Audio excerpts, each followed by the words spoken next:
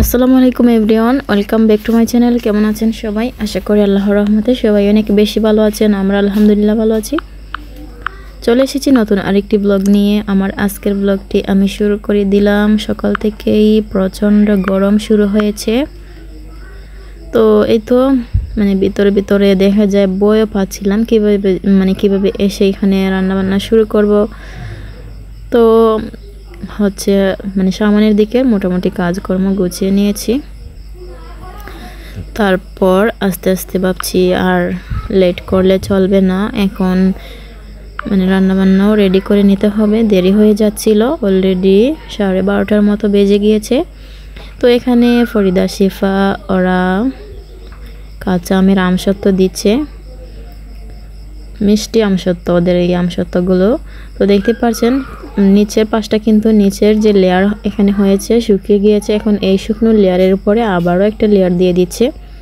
তো এইভাবে করে 2-3টা লেয়ার দিয়ে দিবে। এরপর তাদের আমসত্ত্ব শুকিয়ে গেলে ভালোভাবে কেটে নেবে। আর দেখতে পাচ্ছেন অনেকটা জায়গা জুড়ে টেবিলের উপরে দিয়েছে, বেশি করে খাবে ওরা। তো তাদের আমসত্ত্বগুলো পরীক্ষা নিরীক্ষা করতে আমি আর তাওনা গিয়েছিলাম ওখানে। তো তাদেরগুলো দেখে আর কি আবারও আমরা চলে আসলাম।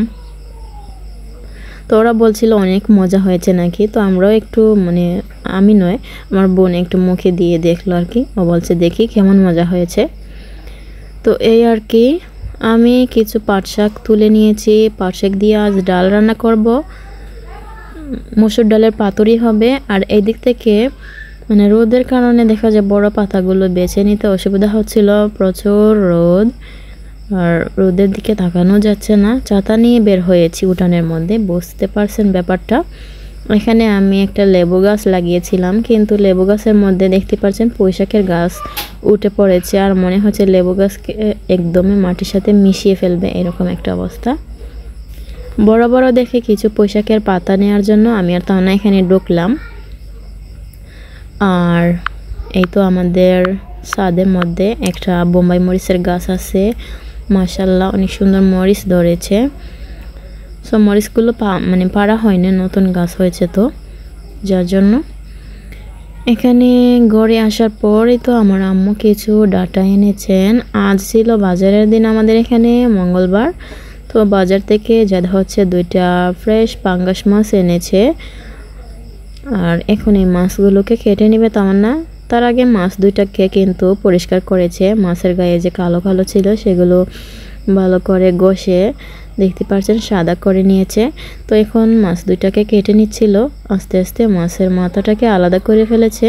এরপর পছন্দ মতো মাছের পিস করে নেবে। আর আজ হচ্ছে পাঙ্গাস মাছের পাতুরিও রান্না করব।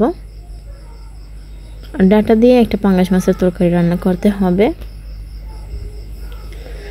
আশা করি স্কিপ না করে সম্পূর্ণ ভিডিওটি এনজয় করবেন। যদি আপনাদের কাছে ভালো লেগে যায় তাহলে প্লিজ একটা লাইক দিয়ে দিবেন। যারা চ্যানেলে নতুন আছেন এখনও চ্যানেলটিকে সাবস্ক্রাইব করেনি প্লিজ করবেন। যারা অলরেডি সাবস্ক্রাইব করে নিয়েছেন তাদেরকে জানাই অসংখ্য ধন্যবাদ। আর আমি আজ থেকে কিছু কমেন্টস আপনাদেরকে পড়ে শোনাবো। তো প্রতিদিনই আমি স্ক্রিনশট দিয়ে রাখি কোন কমেন্টসগুলো আমি ভিডিওতে বলবো। তো পরে দেখা যায় আমার ভয়েস ওভার করা কমপ্লিট হয়ে যায়, কিন্তু আমার মনে থাকে না। আর আজ দেখা যায় ভাবলাম না আজ বলবো। তো আমার প্রতিদিন দেখা যায় প্রতিদিনের ভিডিওতে কিছু কমেন্ট আমি পড়বো, আপনাদের সুন্দর সুন্দর কমেন্টগুলো। আর কার নাম ভিডিওতে বলতে হবে আপনারা কমেন্ট করে জানালে ভালো হবে। সো আপনারা জানাবেন। আর এইদিকে দেখতে পাচ্ছেন আমি ডাল রান্না করব, মসুর ডাল দিয়ে পাট শাকের পাতুরি। তো এখানে আমি ডাল নিয়েছি, 1 কাপের মতো হবে ডাল। তারপর দিয়ে দিলাম 1 টেবিল চামচ রসুন বাটা, 1 টেবিল চামচ আদা বাটা অ্যান্ড পেঁয়াজ কুচি দিয়েছি এখানে আন্দাজ মতো। তারপর হলুদের গুঁড়ো দিয়ে দিলাম 1 চা চামচ। দিয়ে আমি এই তো জাকিয়ে পানি দিয়ে এখন এই ডালের কড়াইটাকে বসিয়ে রাখবে চুলায়। আর এই দিক থেকে আমি কিছু মশলা রেডি করে নিয়েছিলাম। ফ্রাই প্যান বসিয়ে আমি প্রথমে জিরা ফোড়ন দিয়ে দিয়েছি, তারপর দিয়ে দিলাম রসুনের কোয়া। আর এখন আমি কিছু পেঁয়াজ কুচি দিয়ে দিয়েছি। এন্ড আমি এখানে কিছু শুকনো মরিচ দিয়ে দিলাম। তো এই মশলাপাতিগুলোকে আমি 2-3 মিনিট নাড়াচাড়া করে ভেজে নিব। একদম ভাজা ভাজা করে ফেলবো না, একটু কালার চেঞ্জ হয়ে গেলে আমি কিন্তু নামিয়ে নিব। আর এগুলো দিয়েই কিন্তু আমি আজ পাঙ্গাস মাছের পাতুরি পুঁইশাক দিয়ে তৈরি করব, যেটা খেলে আর কি ক্রাশ খাওয়ার মতো রেসিপি। তো আরও একবার খেয়েছিলাম, সবার কাছে অনেক বেশি ভালো লেগেছে। তো আজ আমার মনে হলো আবারও রান্না করি।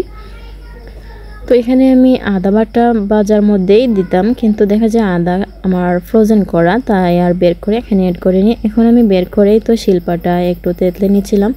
আর এই মশলার সাথে আমি আদাটাকেও বেটে নিব আবারও।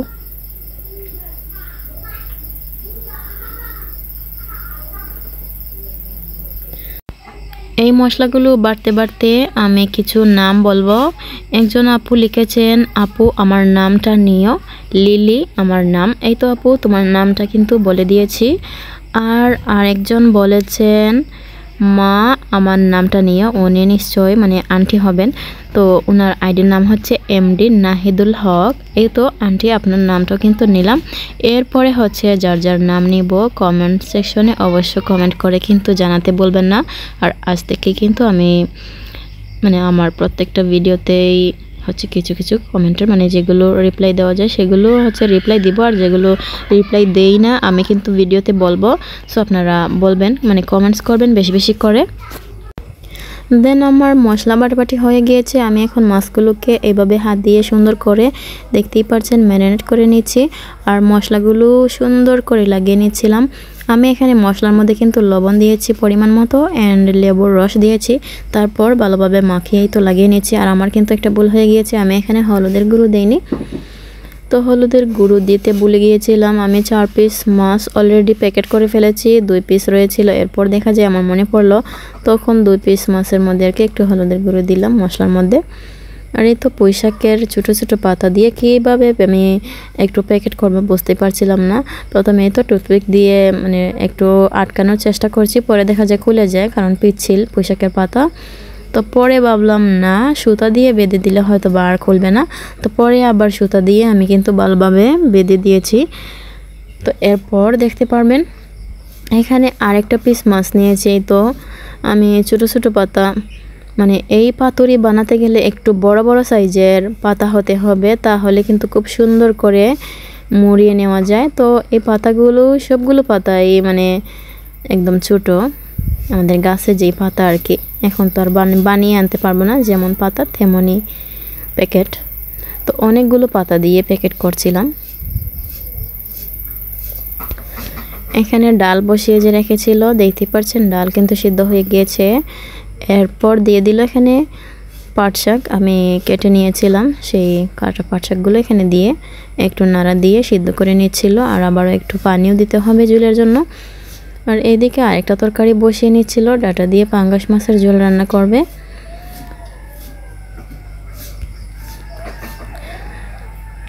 ডাল দেখা যায় একদমই ঘন আর একদমই পাতলা, আমার কাছে ভালো লাগে না, মানে মাঝামাঝি হতে হবে। তো এখানে পানি দেওয়া হয়েছে, পানি দিয়ে আবারও ডেকে রান্না করছিল। আর এই দিক থেকে পেঁয়াজ রসুন ভেজে নিচ্ছে ডাটার তরকারির জন্য। আর আপনারা হচ্ছে আমাদের রান্নাবান্নাগুলোকে কিন্তু পছন্দ করেন, আমি বুঝতে পারি। অনেক সময় দেখা যায় মানে অন্য কোনো কিছু দিয়ে আর কি ভিডিও মেক করলে আপনাদের কাছে মনে হয় যে ভালো লাগে না, তাই যার জন্য মানে খুব বেশি আর কি ভিউজও হয় না, মনে হয় যে কেউই দেখেন না, এরকম একটা অবস্থা। সো রান্নাবান্নাগুলো দেখা যায় আপনাদের কাছে ভালো লাগে, যার জন্য আমাদেরও রান্না করতে ভালো লাগে আর রান্নাবান্নাগুলো শেয়ার করতেও ভালো লাগে। তো এখানে পেঁয়াজ রসুন ভাজা হয়ে গিয়েছে। এরপর দিয়ে দিল গুঁড়া মশলা, মরিচ, হলুদ, ধনিয়া, স্বাদ অনুযায়ী লবণ। আর এইদিকে দেখতে পাচ্ছেন 4 পিস মাছ আমি কিন্তু সুতা দিয়ে ভালো করে পেঁচিয়ে নিয়েছি, যাতে করে পাতাগুলো ছুটে না যায়। পাতা যদি ছুটে যায় তাহলে দেখা যায় মশলাগুলো বের হয়ে আসবে। আর অল্প তেলে কিন্তু আমি এই মাছগুলোকে মানে পাতুরিগুলোকে ভেজে নেব, একদম লো আছে।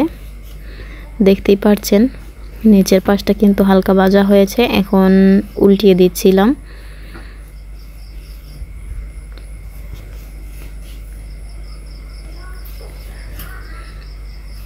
বাকি 2 পিস মাছও এখানে দিয়ে দিয়েছি।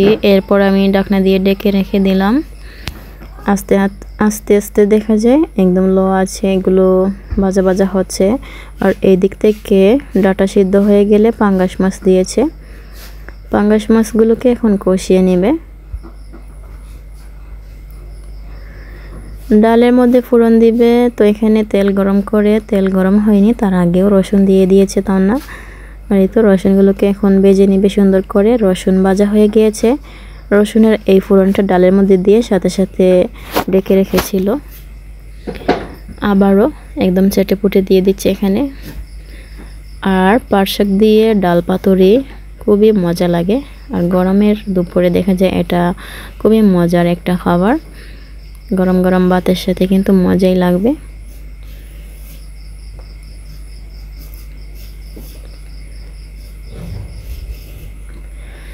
আর এইদিকে ডাটার তরকারির মধ্যে একটু ঝোল দিয়ে দিয়েছে। আর দেখতে পাচ্ছেন এখানে আমার পাঙ্গাস মাছের পাতুরি পুঁইশাক দিয়ে। আজকে 2 রকমের পাতুরি হয়ে গিয়েছে একটি ভিডিওতে। তো নিচের পাশটা হয়ে গেলে আমি উল্টিয়ে দিচ্ছিলাম। আর যেই 2 পিস আমি শেষে দিয়েছি সেই 2 পিস দেখা যায় হতে আর একটু সময় লাগবে। আর যেগুলো আগে দিয়েছিলাম সেগুলো কিন্তু হয়ে গিয়েছে। দেখতেই পাচ্ছেন পাতার কালারটা একদম কিন্তু ভাজা ভাজা হয়ে গিয়েছে। তো আমি এখন নামিয়ে নিচ্ছিলাম।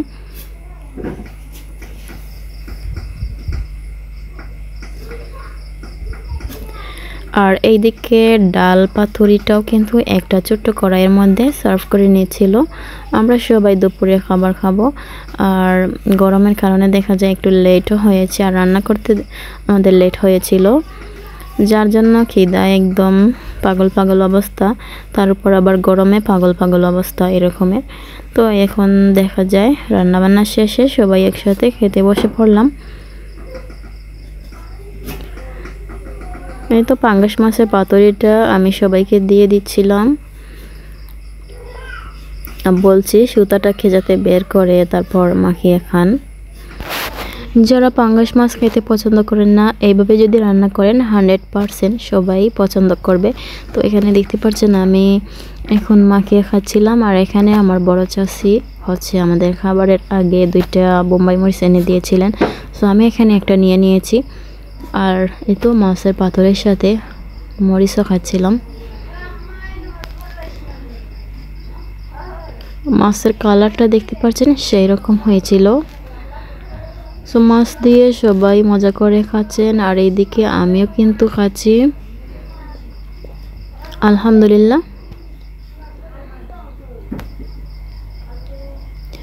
আর এই ছিল আমার আজকের ব্লগ। আশা করি আপনাদের কাছে ভালো লেগেছে। কেমন লাগলো সবাই কমেন্ট করে জানাবেন। সবাই অনেক বেশি ভালো থাকবেন, সুস্থ থাকবেন। দেখা হবে আরেকটি নতুন ভিডিওতে। এখানে আল্লাহ হাফেজ, আসসালামু আলাইকুম।